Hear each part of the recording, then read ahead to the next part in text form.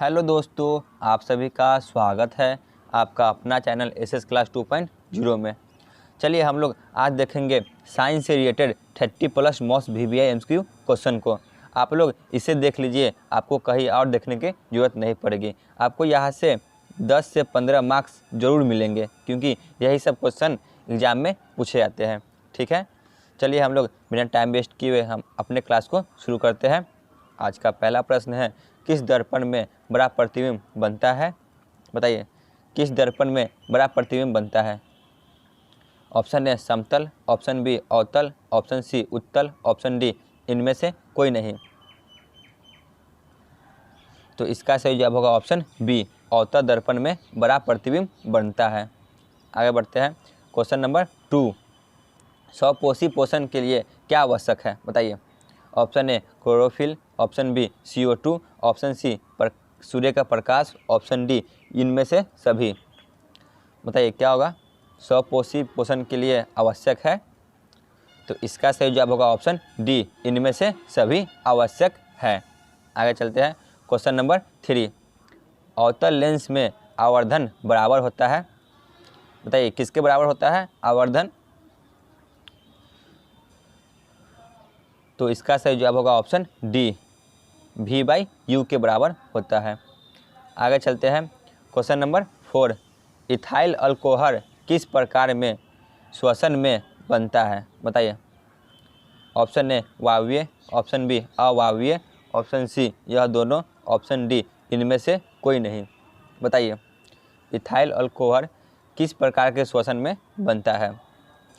तो इसका सही जवाब होगा ऑप्शन बी, अवायवीय श्वसन में बनता है। आगे बढ़ते हैं। क्वेश्चन नंबर 5, मानव नेत्र के किस भाग पर किसी वस्तु का प्रतिबिंब बनता है?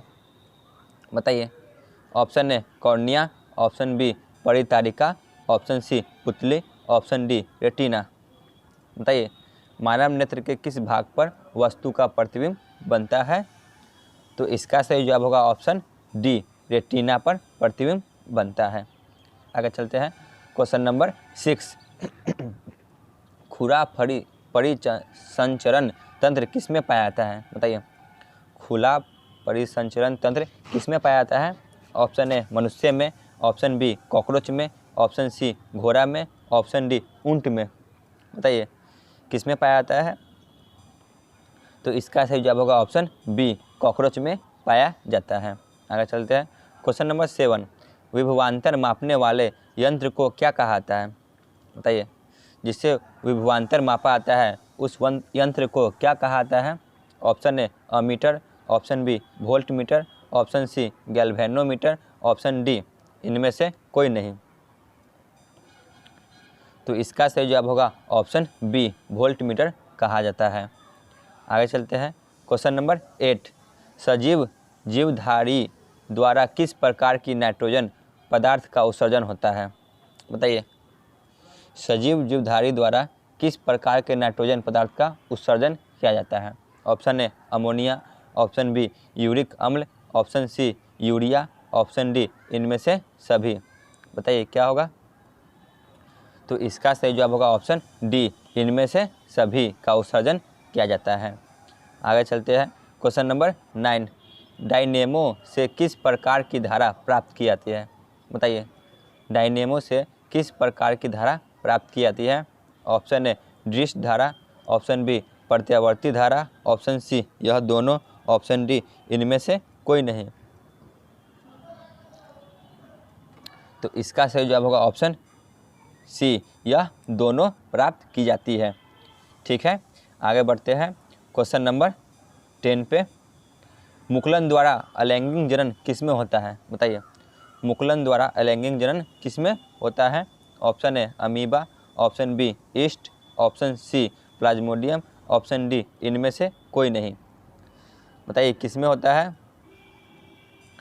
तो इसका सही जवाब होगा ऑप्शन बी, ईस्ट में होता है। आगे चलते हैं।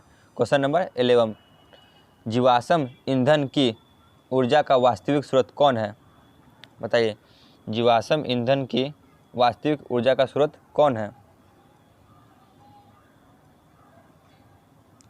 ऑप्शन ए नाभिकीय संलयन, ऑप्शन बी चंद्रमा, ऑप्शन सी सूर्य, ऑप्शन डी इनमें से कोई नहीं।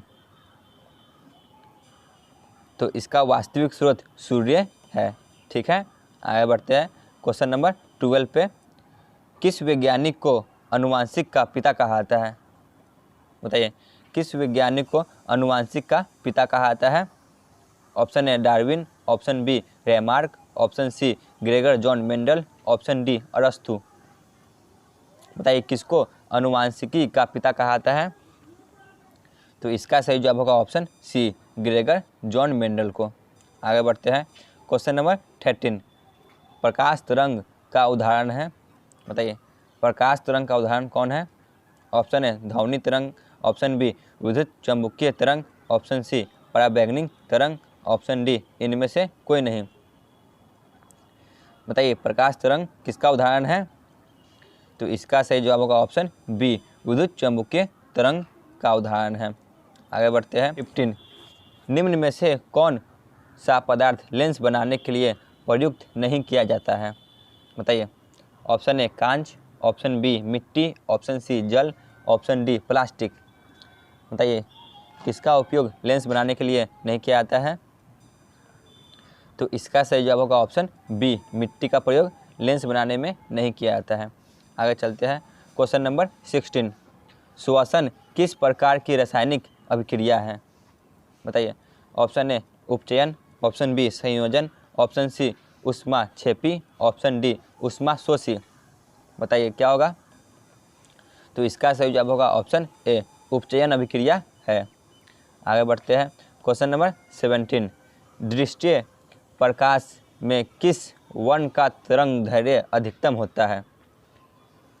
किसका तरंग दैर्घ्य अधिकतम होता है? ऑप्शन ए बैगनी, ऑप्शन बी लाल, ऑप्शन सी नीला, ऑप्शन डी पीला। बताइए किसका तरंग दैर्घ्य सबसे अधिक होता है दृश्य प्रकाश में? तो लाल रंग का तरंग दैर्घ्य अधिकतम होता है। आगे चलते हैं क्वेश्चन नंबर 18। पादप में जाइलम उत्तरदायी होता है। बताइए जाइलम किसके लिए उत्तरदायी होता है? ऑप्शन ए जल का वहन, ऑप्शन बी भोजन का वहन, ऑप्शन सी अमीनो अम्ल का वहन, ऑप्शन डी ऑक्सीजन का वहन। बताइए क्या होगा? तो इसका सही जवाब होगा ऑप्शन ए जल का वहन होता है। आगे बढ़ते हैं क्वेश्चन नंबर 19। 1 HP बराबर कितना होता है? बताइए एक अश्व शक्ति बराबर कितना होता है? Option A 746 watt, option B 946 watt, option C 755 watt, option D 446 watt. बताइए कितना होता है? तो इसका सही जवाब होगा ऑप्शन ए 746 वाट होता है 1 हॉर्स पावर बराबर। आगे बढ़ते हैं निम्न में से कौन विक की रचनात्मक एवं क्रियात्मक इकाई है? बताइए विक की रचनात्मक एवं क्रियात्मक इकाई कौन है? Option A neuron, option B nephron, option C यह दोनों, ऑप्शन डी इनमें से कोई नहीं। बताइए क्या होगा? तो इसका सही जवाब होगा ऑप्शन बी नेफ्रॉन विक की रचनात्मक एवं क्रियात्मक इकाई है। आगे चलते हैं क्वेश्चन नंबर 21। लघु पतन मतलब कि शॉर्ट सर्किट के समय विद्युत धारा की मान कैसा होता है? ऑप्शन ए बहुत कम हो जाता है, ऑप्शन बी परिवर्तित नहीं होता है, ऑप्शन सी बहुत अधिक बढ़ जाता है, ऑप्शन डी निरंतर परिवर्तित होता है। बताइए क्या होता है जब शॉर्ट सर्किट होता है घर में? तो इसका सही जवाब होगा ऑप्शन सी बहुत ही अधिक बढ़ जाता है। ठीक है, आगे बढ़ते हैं क्वेश्चन नंबर 23। परागकोश में होते हैं ऑप्शन ए अंडाशय, ऑप्शन बी अंडप, ऑप्शन सी परागकण, ऑप्शन डी इनमें से कोई नहीं। बताइए परागकोश में होते हैं तो परागकोश में परागकण होते हैं। ठीक है, आगे बढ़ते हैं क्वेश्चन नंबर 24। फूल में नर जनन अंग कौन होता है? ऑप्शन ए पुंकेसर, ऑप्शन बी अंडप, ऑप्शन सी वर्तिकाग्र, ऑप्शन डी वर्तिका। बताइए फूल में नर जनन अंग कौन होता है? तो फूल में नर जनन अंग पुंकेसर होता है। आगे चलते हैं क्वेश्चन नंबर 25। अंडाणु निषेचित कहाँ होता है? ऑप्शन ए फिलोपियन नलिका में, ऑप्शन बी अंडाशय में, ऑप्शन सी गर्भाशय में, ऑप्शन डी इनमें से कोई नहीं। बताइए क्या होगा? अंडाणु निषेचित कहाँ होता है? तो यह फैलोपियन नलिका में निषेचित होता है। आगे चलते हैं क्वेश्चन नंबर 26। शुक्राणु कहाँ बनता है? बताइए। ऑप्शन ए फैलोपियन नलिका में, ऑप्शन बी अंडाशय में, ऑप्शन सी गर्भाशय में, ऑप्शन डी विसन में। बताइए शुक्राणु कहाँ बनता है? तो यह विसन में बनता है। आगे चलते हैं आज के अंतिम प्रश्न पे, क्वेश्चन नंबर 27। वंशागत नियमों का प्रतिपादन किसने किया था? Option A Darwin, option B Lamarck, option C Gregor John Mendel, option D अरस्तु। बताइए क्या होगा? C Gregor John Mendel. ठीक है दोस्तों, आज का क्लास यहीं पे ख़त्म होता है।